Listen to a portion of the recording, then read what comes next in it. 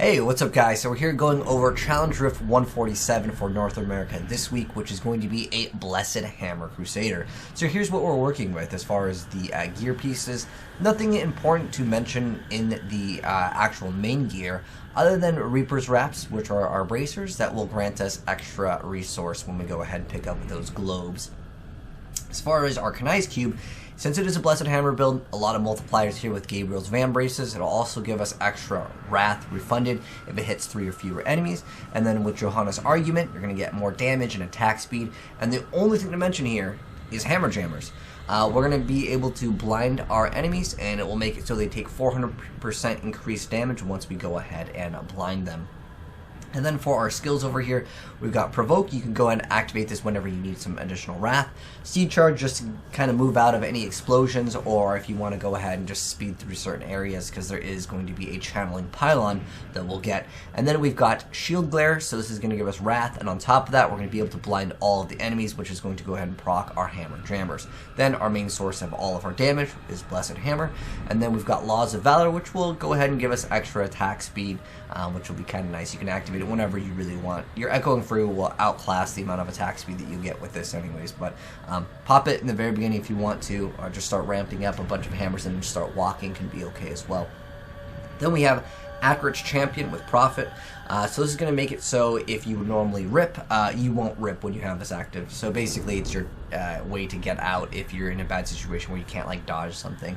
As far as the passives go, there's not anything that is really important to mention here. Once again, the only thing that's important to mention is you have Hammer Jammers, so when you blind, you'll get a damage multiplier. So here's what the gameplay will look like.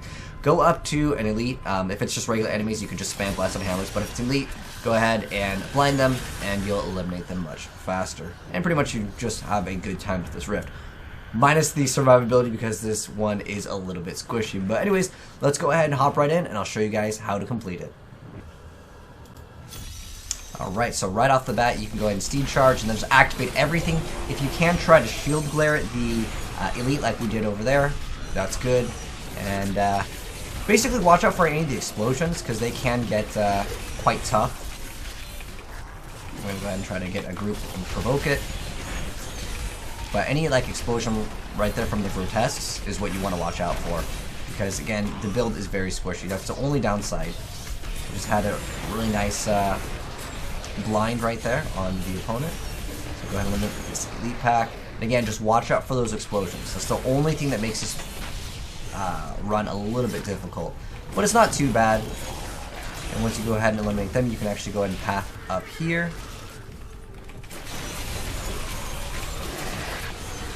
Activate our laws. This is another Elite Pack to go ahead and unfortunately be hindered by the shielding that they have. Make sure to grab the globe. Again, the build's a little squishy, so if you rip a few times, don't worry. I honestly ripped a few times trying to record this. But this is the run. I can feel it. And then there's going to be a channeling pylon coming up, and we can now just go ahead and spam everything over and over. So on this floor, we're just going to go ahead and kind of rush in. You can activate whatever you want to go ahead and activate.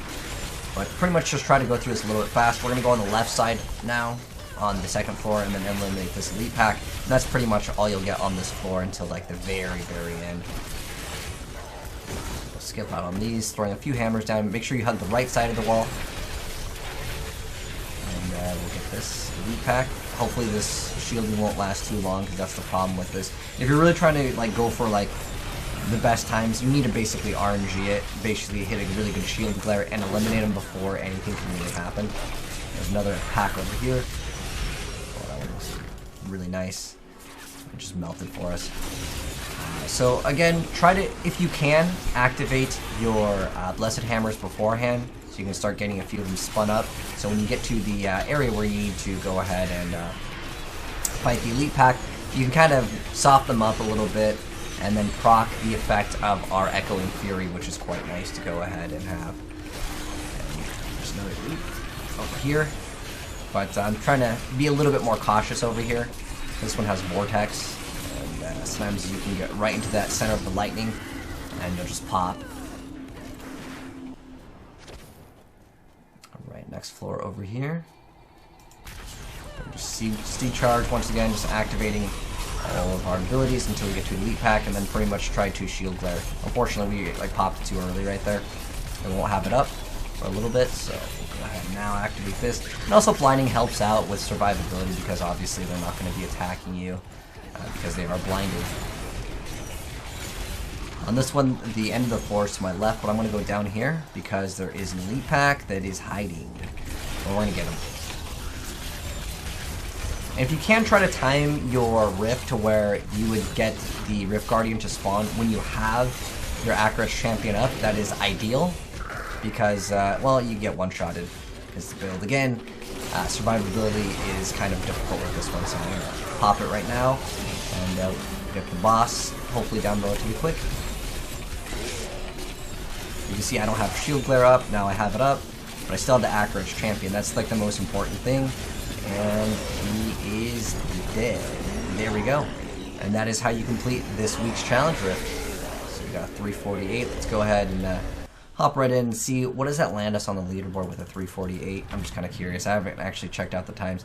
So a 348 will be at rank 13. That's just our first little run over here. But you can see the main problem if you really want to try to push leaderboard is really coming down to some of the shielding, some of the wallers, and just eliminating them before they get the chance to really do anything.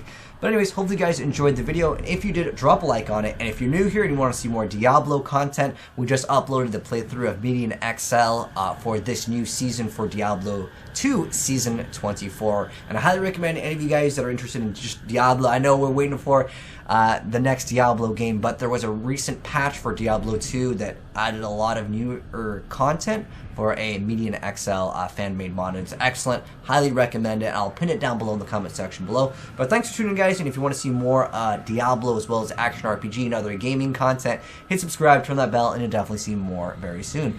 But till then, guys, I'll catch you in the next video. Have a good one, and I'm signing out. Peace.